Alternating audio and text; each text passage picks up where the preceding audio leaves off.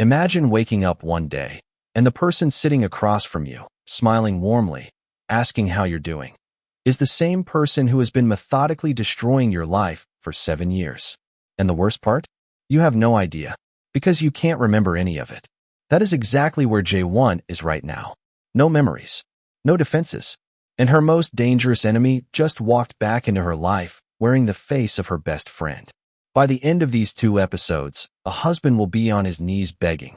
A woman will have her entire past crash back into her at once on a bridge in the dark. And someone ends up arrested for murder before the sun even rises. Let's break down every single moment. So when we left off, our leading lady Jaewon, this powerhouse businesswoman who seemed to have it all, has been hit with a devastating memory loss.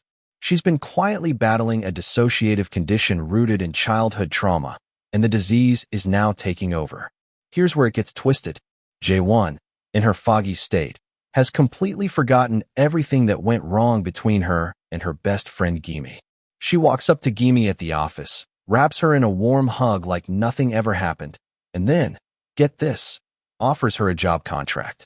She wants Guimi back on her team. Guimi is shocked. The two of them had become total enemies. But when she looks into Jaewon's blank, trusting eyes, she gets it. Jaewon has no memory of the betrayal. And Guimi? She smiles to herself. This is the perfect opening for revenge. Meanwhile, Jaewon's husband finds a bottle of migraine medication hidden in the fridge, and something feels off. He drives out to confront Jaewon's father, demanding answers. The father refuses to say anything about Jaewon's condition, only begging the husband to be patient and give their marriage another chance. But the husband can't let it go. He takes the medication to a psychiatrist, who, while bound by medical ethics and unable to reveal patient details, gives him an ominous warning. Jaewon's condition is getting worse. She needs to be hospitalized. Soon, that hits the husband like a truck. He starts replaying every moment in his mind. Times he thought Jaewon was just stressed or spacey from overwork. The forgotten school pickups. The blank stares. It all makes sense now. She wasn't careless. She was ill, and he'd spent years resenting her for it. That night, the husband comes home to a quiet house, and then Jaewon and their daughter burst in carrying a cake, laughing and glowing. It's the most innocent, heartwarming scene, and the husband just breaks. He slips out the door, wipes his tears in the hallway, and pulls out her medication. When Jaewon follows him out, he finally asks, "Why didn't you tell me?" Jaewon holds the pill bottle, her hands trembling. She'd thought she could manage it alone. She didn't want to worry anyone. The husband is wrecked. He'd convinced himself he was a devoted family man, but he'd been completely blind to his wife's silent suffering. He calls himself the worst kind of fool. Determined to find the person who tore their family apart, the husband enlists the help of Eun Jang, hidden chief, to pull up security footage from a product launch event 7 years ago, the night everything started to unravel. He cross-references the guest list, then goes undercover. He casually mingles with the attendees, collecting items with their saliva, cups, bottles, and sends them off for paternity testing. His goal? Find out who is really their daughter's biological father. At a bar, he picks up a bottle that a shady insurance agent just drank from. But here's the catch. The insurance agent was watching the whole time. The paternity results start coming back one by one. The insurance agent? Not a match. Process of elimination leads to one final name on the list, a man not registered anywhere on the official guest list. Hidden Chief takes one look at the file and recognizes him instantly. It's Kim, Guimi's ex-boyfriend. Things escalate fast. Guimi gets Jaewon to meet her at a restaurant near their daughter's school. She plays the role of a concerned friend flawlessly, listening to Jaewon vent about the fake divorce news circulating online. But here's what Guimi is actually doing. She'd done her research. She knows that people with Jaewon's condition create temporary self-protective barriers, blocking out painful memories. But those memories can be triggered by familiar places or objects. So Guimi proposes a trip down memory lane, back to their old high school. Innocent enough, right? At their alma mater, something stirs in Jaewon. Flashes of memory begin flickering at the edges of her mind. Guimi watches her carefully.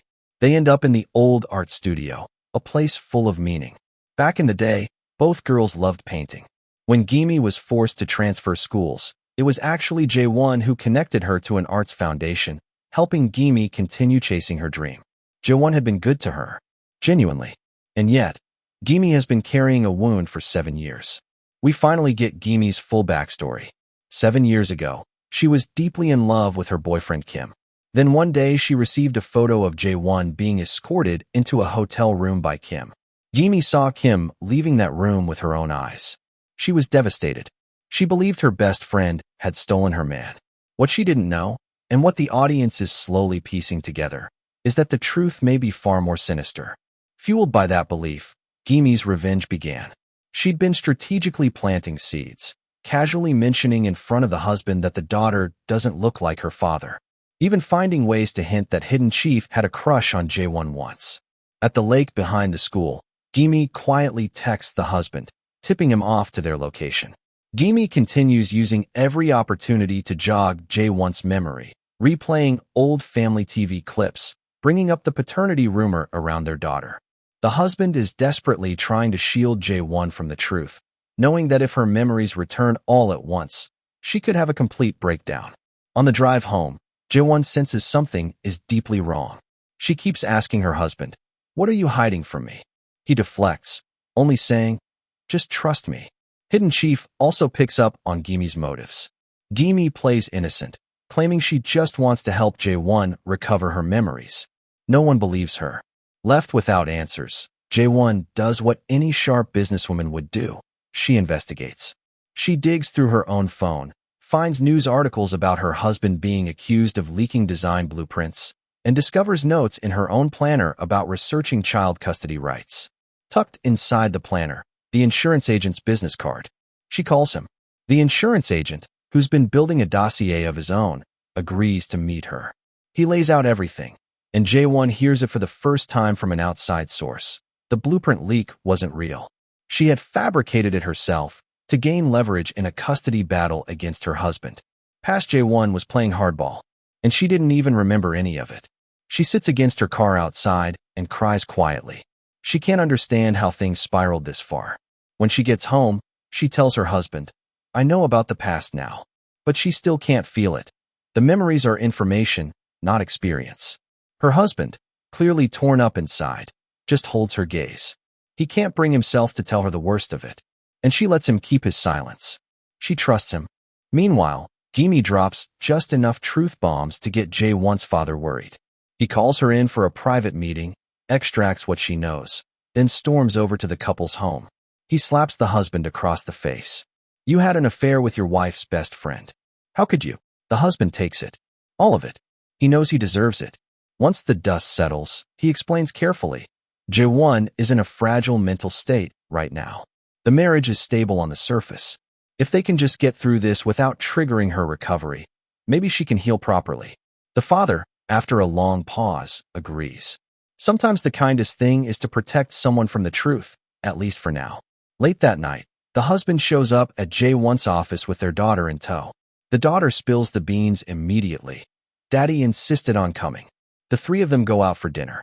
Watching his wife and daughter laugh and tease each other, the husband is overcome. This little girl, whatever the biology, has brought them both so much joy. He raises a quiet toast to their family's future. But even as Jaewon smiles, she's quietly crying. She tells him, even without the memories, she understands he's been trying to protect this family. She wants to keep moving forward. Yet something keeps pulling at her. A mysterious figure, the stalker, sends her a message. You can't keep running from the truth. That night, she has nightmares. And in her dream, she finally sees clearly who pushed her into the water. It was Guimi. The husband receives the final paternity test result. Their daughter is Kim's biological child. Kim, Guimi's ex-boyfriend. A predator who, it turns out, has a pattern of drugging women and exploiting them. Victims wake up with no memory of what happened because of the medication he uses. Jaewon was never unfaithful. She was violated by a man Guimi had loved. And Guimi, rather than believing her best friend, had spent 7 years punishing her for it. The husband finds Kim at the foundation building and beats him senseless in the corridor. After processing his rage, the husband goes to Guimi. He asks her directly, "Did you know? About 7 years ago." She confirms it. She knew, and she still chose revenge. He lays it all out. Jaewon was drugged. She had no control. She was a victim, and you've been torturing her for it. Guimi doesn't care. To her, Jaewon's illness and the circumstances are just excuses. She refuses to let go of her bitterness. So the husband does something no one expected. He gets down on his knees, right there in front of Guimi, and he begs, "I was wrong. I used you to hurt my wife. I know that. But she is innocent. Please, stop."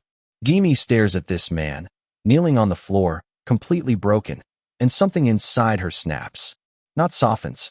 Snaps. His love for Jaewon enrages. At the same time, Jaewon is walking alone along a bridge. The location is eerily familiar. It's the same spot where she was pushed into the water.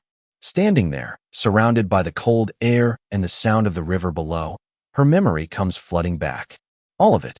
Every buried moment, every piece of pain she'd locked away crashes back into her at once.